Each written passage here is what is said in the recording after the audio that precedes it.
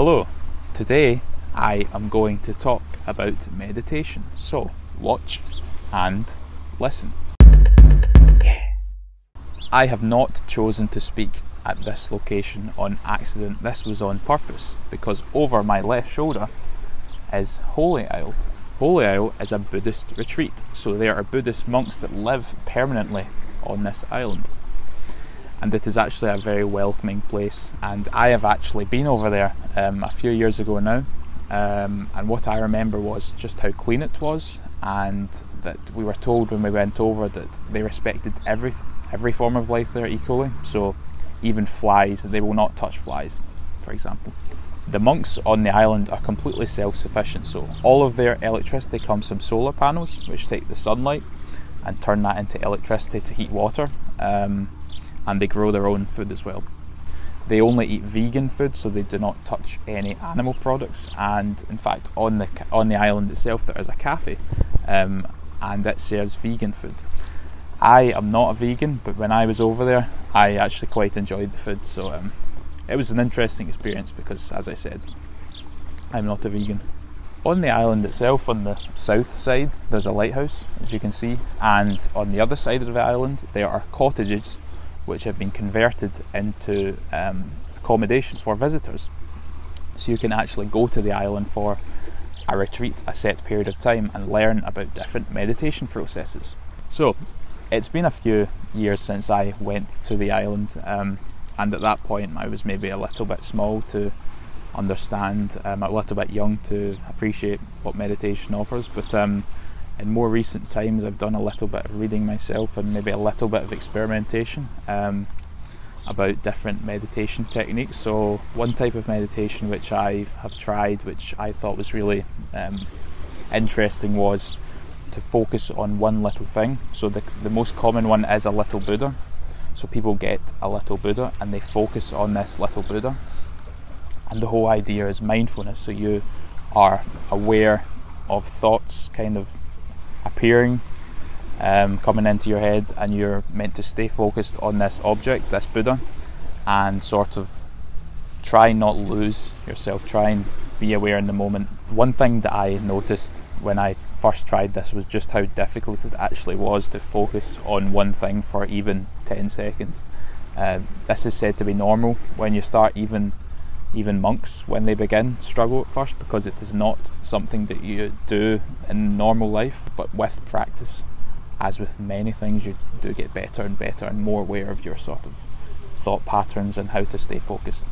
Whenever I have done meditation, I have normally done it just before going to bed. I thought this was quite a good time to sort of bring myself down, to try and help myself to relax. That's the whole point of it, to relax, to loosen yourself and forget about all the things that have happened in the day and just bring yourself down a level. So a little bit about the origins of meditation itself. Meditation has been a thing in the East, in Eastern philosophy, for thousands of years, and it has only recently started to come to the West. And again, it seems as if Western science and Eastern philosophy are actually kind of coming together in this, that lots of the so-called benefits of meditation that have been preached about by people for thousands of years are now starting to be shown from a different sort of viewpoint by Western science. One thing that really interested me was neuroscientists, so brain scientists have been doing brain scans on some Buddhist monks that have done, I think the number was 10,000 hours of meditation, and what they saw was pretty staggering, that these people's brains were actually different, had almost changed structure from a normal person. Their stress levels were much lower, and yeah, it's quite remarkable. So meditation is starting to gain traction in the West and starting to become more sort of mainstream, and I actually heard an interesting comment on this from somebody recently, and it was comparing the process of this to running or jogging, which now is so accepted that it is completely normal if you go walking in the park to see lots of people running at all times of day.